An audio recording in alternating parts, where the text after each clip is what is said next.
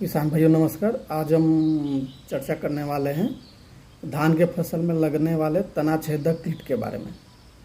इस कीट का प्रकोप देखा जाए तो जब हम धान की रोपाई कर देते हैं उसके 10 से 15 दिन के बाद से और जब तक हमारे फसल में बाली निकलती है और दाना बनने लगता है तब तक इस कीट का प्रभाव रहता है।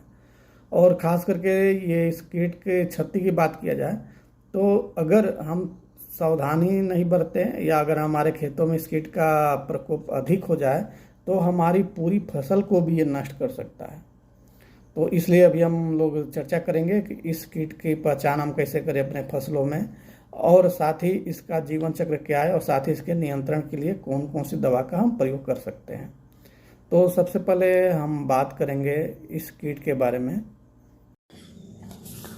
तो अभी हम बात कर रहे थे तना छेदक कीट का धान के फसल में लक्षण। तो सबसे पहले हम ये देखेंगे कि जो उसकी मादा कीट होती है ये उसकी मादा कीट है, और यही सबसे पहले क्या करती है कि जब हम धान का बिचड़ा का अपने खेतों में रोपाई करते हैं उसके बाद मेड़ पे जो घास खरपतवार होते हैं या कुछ फसल के अवशेष कहीं होते हैं वहाँ पे मादा कीट छिपी रहती है, और यह हमारे जो पौधे होते हैं उनके पत्तियों पर ये अंडे दे देती है। अब वो अंडे पौधों के अंदर चला जाता है और वहाँ पे जाके वो फर्टाइल होता है, फिर हमारे पौधों को वो नुकसान करता है। तो जैसे कि अभी हम बात कर रहे हैं कि हम कैसे देखें कि हमारा धान का जो फसल है वो पूरी तरह से प्रभावित हुआ है। तभी हम इस फोटो में इसमें हम देख रहे हैं कि इसका आप देखिए जो है ये पूरी पत्ती इस फसल का हरा है, लेकिन ये जो गाभा वाला पत्ती है सिर्फ वही सिर्फ सूखा हुआ है और इसके नीचे की सारी पत्तियां हरी है। इसमें भी आप देखेंगे कि जो उसकी गाभा का जो वाला पत्ती होता है, जो तना जो गाभा वाला होता है, सिर्फ उसी में इसका प्रभाव दिखाई देता है और बाकी पत्तियां प्रारंभिक अवस्थाओं में वो हरी रहती है। अब हम इसको देखते हैं कि इसमें क्या होता है कि इस भाग में तना के अंदर कीट प्रवेश कर जाता है और अंदर ही अंदर यहाँ पर वो तना को काटने लगता है या नुकसान पहुँचाने लगता है। फिर यहीं से जब हम देखेंगे तो ये जो सूखा वाला जो भाग है हमारा वो क्या होता है कि ये जब इसको हम बाहर थोड़ा सा पकड़ेंगे और इसको खींचेंगे तो ये बाहर ये निकल जाता है, सूखा वाला भाग ये यहाँ से बीच से। और जब इसको हम बीच से इसको हम तीर करके या फाड़ कर देखते हैं तो अंदर में हमको कीड़ा यहाँ पे दिखाई देता है। और कीड़ा कैसा होगा अभी हम आपको अगली स्लाइड में बताते हैं।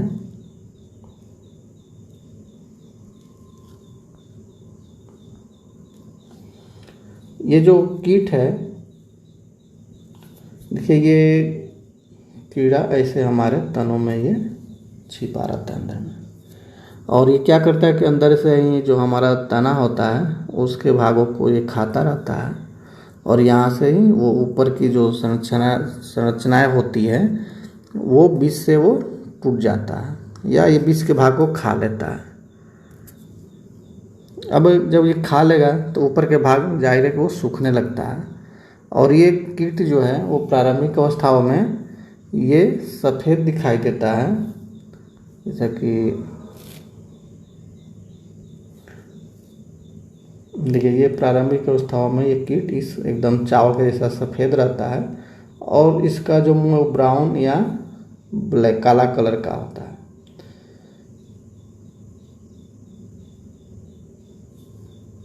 और जैसे जैसे ये कीट की उम्र बढ़ता है वैसे वैसे इसके रंग में भी परिवर्तन होने लगता है।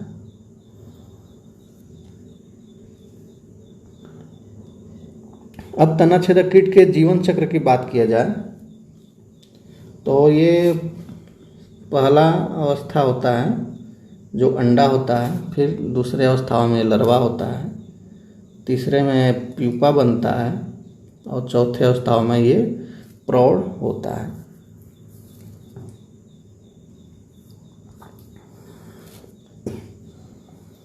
अब इसके जीवन चक्र की बात किया जाए तो ये जो मादा कीट होती है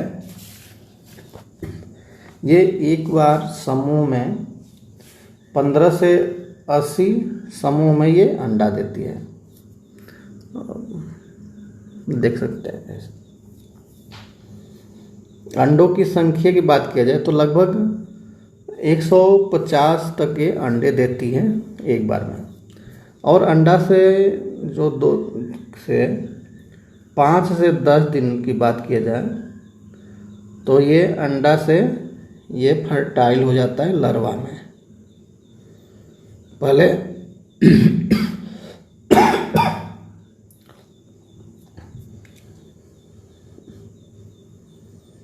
ये जो larva होता है ये larva से फिर ये 20 से 35-36 दिन में ये प्यूपा बनता है, और फिर ये प्यूपा से 6 से 10 दिन में ये एडल्ट हो जाता है। तो अगर पूरी जीवन चक्र की बात किया जाए तो ये 35 से 60 दिन का इसका जीवन चक्र होता है। अगर धान की फसल की बात किया जाए तो जब हम रोपाई करते हैं तो जो लंबी अवधि वाली प्रजाति होती है वो बिचड़ा गिराने के दिन से 160 दिन की होती है, या जो मध्यम अवधि की होती है वो 120 से 140 दिन की होती है। तो ऐसे में ये लगभग देखा जाए तो इसकी 3 जो जनरेशन है वो इसमें निकल जाता है।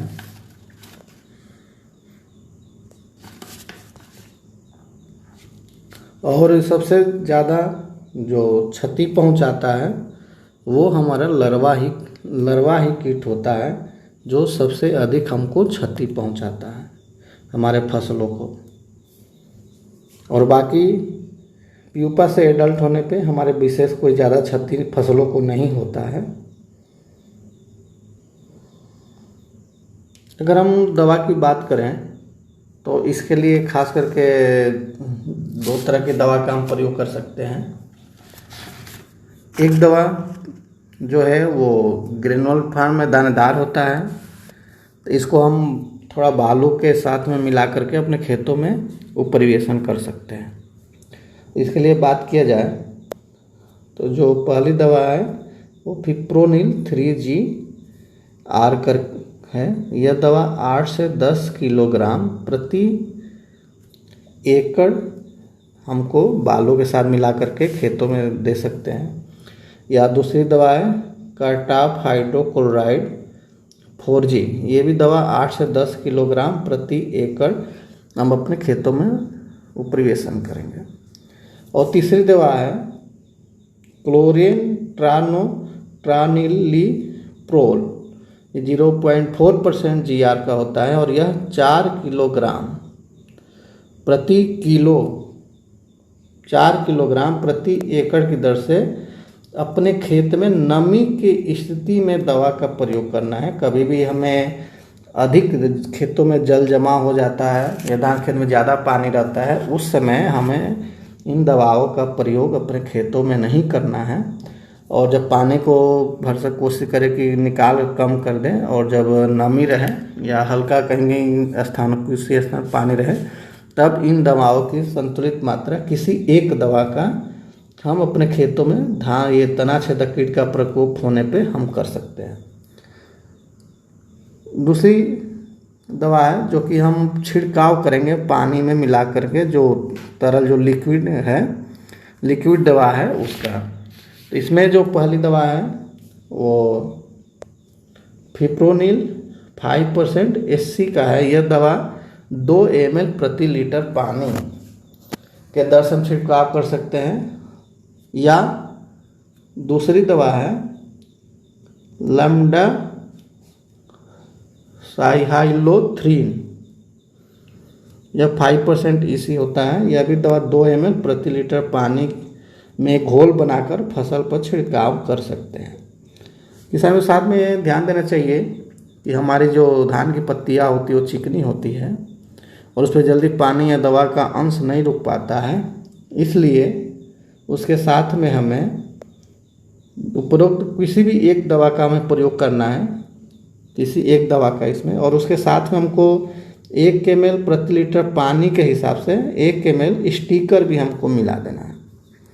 तो अगर बात करें 1 टंकी पानी का, तो 15 लीटर जब हम 15 लीटर पानी का जो हम टंकी प्रयोग करेंगे उसमें 30 ml कोई भी दवा पड़ेगा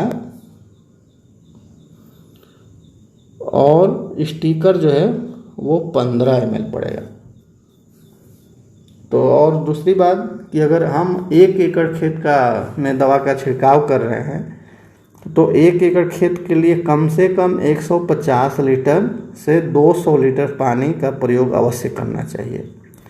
कभी ऐसा ना हो कि 1 टंकी 4 से 5 टंकी में हम 1 बीघा या 1 एकड़ खेत का छिड़काव करने के, तो उसी हिसाब से दवा का जो संतुलित मात्रा है वो फिर कम हो जाता है। अगर आपको जानकारी अच्छी लगी तो कृपया मेरे चैनल को सब्सक्राइब करें और शेयर करें। धन्यवाद।